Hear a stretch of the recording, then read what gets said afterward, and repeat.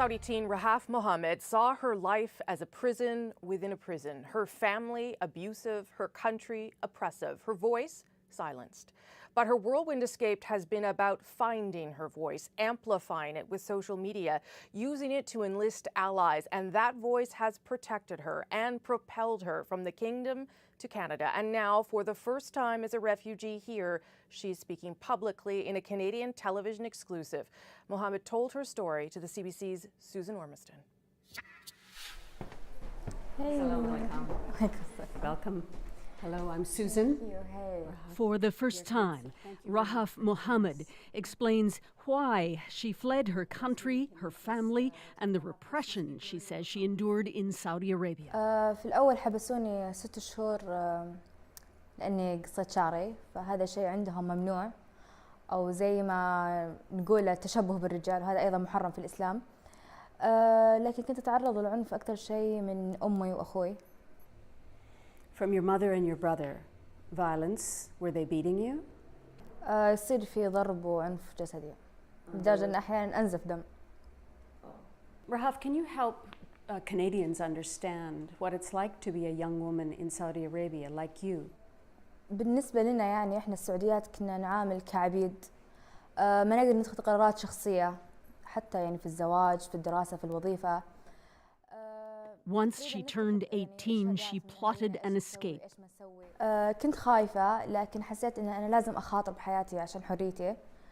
بس أكثر شيء خوفني إنه لو مسكوني راح أختفي ولا أعرف إيش مصيري بعدها. In early January, Rahaf Mohammed slipped away from her family vacationing in Kuwait, intending to make it to Australia and claim asylum.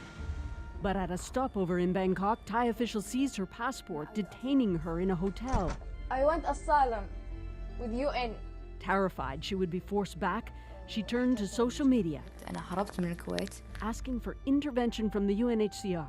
I'm not leaving my room until I see UNHCR. I want asylum. فبالوقت هذا كنت أفكر برسالة الوداع اللي راح أكتبها، لأن ما راح أسمح لهم ياخذوني، وكنت على استعداد تام إني أنهي حياتي قبل ما يخطفوني. Did you start that letter? كتبتها وأرسلتها لصديقاتي في حال إني اختفيت، ينشرونها للعالم ويعرفون أنا إيش صار لي.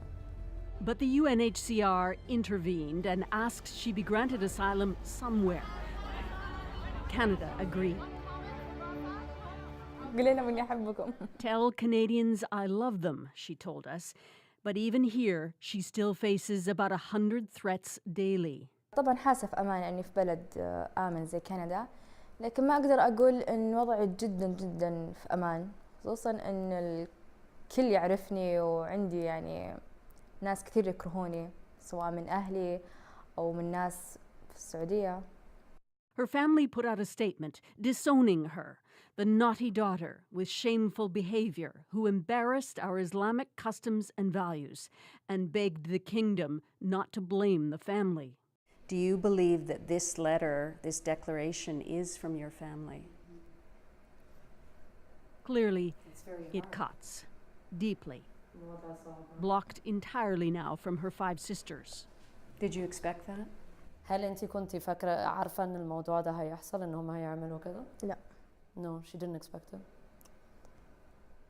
Rahaf Mohammed is now both reviled and admired. Women are asking for help. She advises them not to escape. It's too risky. How do you respond to the critics who say you got special treatment? أنا حياتي كانت في خطر، لكن ممكن أني كنت محظوظة أني لقيت إجابة سريعة. And for now, no regrets. Losing your family, leaving your country, that was all worth it for you? يعني في النهاية أنا اللي بعيش، فمضطر إني أتخلى كل شيء عشان أعيش زي ما أنا أبي أو مين راح أكون. Such a compelling story, Susan. Clearly, Mohammed's been through a lot. Did she give you a sense of what's next for her, what she imagines is next for her? Yeah, like any refugee, she's got to learn English, and she wants to study to be an engineer, but she can hardly sort of assume the quiet life of a student in 10 days, she's become, come from a unknown student, unknown person in Saudi Arabia to a global human rights crusader. And that really has made her a hero for some and, as she said, a target for others. Okay, Susan, great reporting on this throughout the weekend and again today. Thank you. Saudi Arabia seems to be treating Mohammed's escape as a family affair. Riyadh has been very quiet about this, and the Trudeau government, not so much. Catherine Cullen has more on the politics of this case. In a Canada sweatshirt embraced by the Foreign Affairs Minister, Rahaf Mohammed's case sends a message. This is Rahaf Al-Qanun, a very brave new Canadian. To some, she is proof Canada is standing up for women's rights. For others, it was an attempt to score political points. It was Rahaf's choice to come out and say hello to Canadians. The government has used its discretion to fast-track refugee cases before, like dozens of gay Chechens who were in danger of being tortured and killed, or hundreds of Yazidis targeted by ISIS in what was widely considered genocide.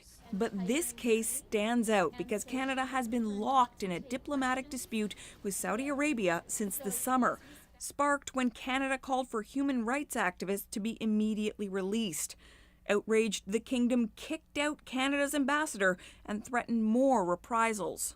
But this former Middle East analyst for national defense says Canada's tone now is more provocative than it was back then. One plausible explanation is possibly that the Canadian government considers that relations being what they are with Saudi Arabia, there may be very little prospect of improvement in the next months or years, so they might as well milk this for political gain.